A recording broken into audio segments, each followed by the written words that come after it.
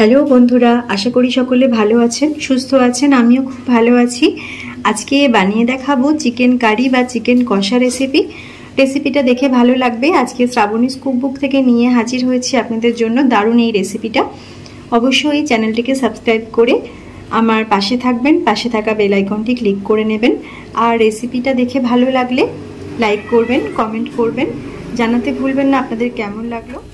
আজকে chicken curry বানিয়ে দেখাবো, তার জন্য দিয়ে দিচ্ছি কড়াইয়ের মধ্যে তেল।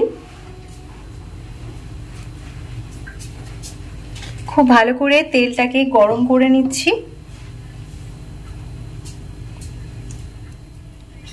তেল গরম হয়ে গেছে, এখন দিয়ে দিচ্ছি পেঁয়াজ কুচি। এখানে দুটো পেঁয়াজ কুচি করে নিয়েছি। পেঁয়াজটাকে ভালো করে ভেজে নিচ্ছি। খুব ভালো করে পেঁয়াজটা ভেজে নিয়েছি। পেঁয়াজের রংটা লাল লাল হয়ে এসেছে। এবার আমি এর মধ্যে দিয়ে দিচ্ছি আদা রসুনের পেস্ট,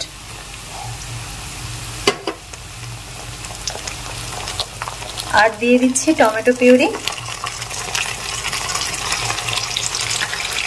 এখানে একটা টমেটো পিউরি করে নিয়েছি।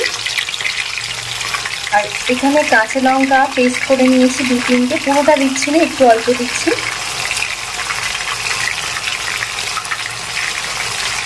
এখন মশলাটাকে খুব ভালো করে নেড়েচেড়ে কষিয়ে নিতে হবে।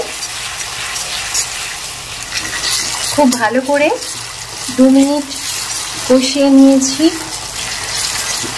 আদা রসুনের পেস্ট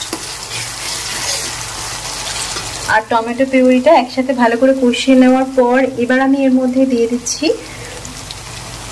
লঙ্কার গুঁড়ো 1 টিস্পুন, ঝাল লঙ্কার গুঁড়ো, কাশ্মীরি লঙ্কার গুঁড়ো সব 1 টিস্পুন করে দিয়ে দিচ্ছি, হলুদ গুঁড়ো আর ধনে গুঁড়ো,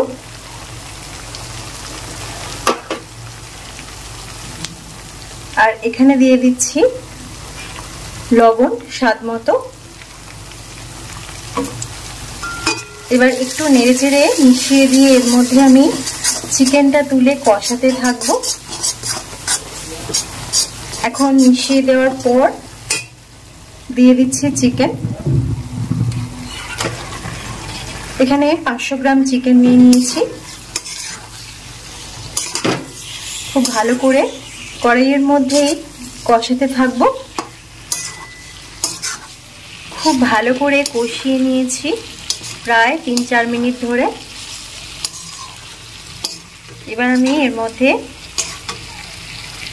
এখানে 2 চামচ টক দই নিয়েছি, ফেটিয়ে রেখেছি, দিয়ে দিলাম টক দইটা। আরও একটু নেড়েচেড়ে মিশিয়ে নিচ্ছি। চিকেনটা আমি এখানে খুব বেশি পাতলা ঝোল মতো বানাবো না, কষা কষাই রাখবো, আর একটু শুকনো শুকনো বানাবো। তার জন্য দইটা দিয়ে নেড়েচেড়ে মিশিয়ে একটু জল দিয়ে দেবো সিদ্ধ হওয়ার জন্য।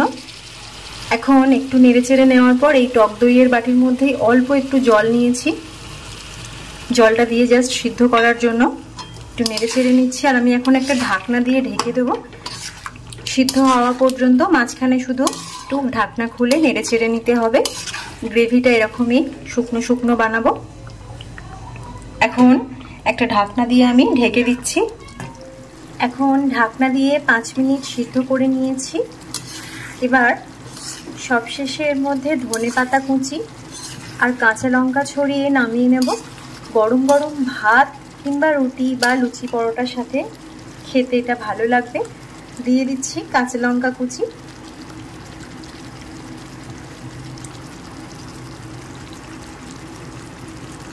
আর এখন দিয়ে দিচ্ছি ধনেপাতা কুচি।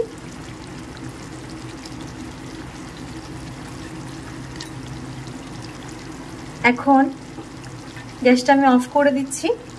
এটা খেতে দারুণ লাগবে, আপনারাও ট্রাই করতে পারেন রেসিপিটা।